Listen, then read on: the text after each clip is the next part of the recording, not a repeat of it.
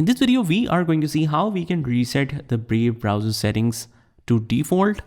So let's say that you have made any changes and now you want to switch back to default settings because it is causing some problem or due to whatever reason.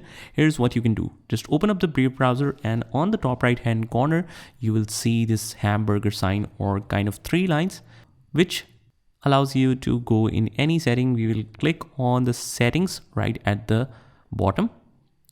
And from here on the left hand side, we have a complete panel. If we scroll down, we have this reset settings option. Just click on that and click on reset settings to their original defaults.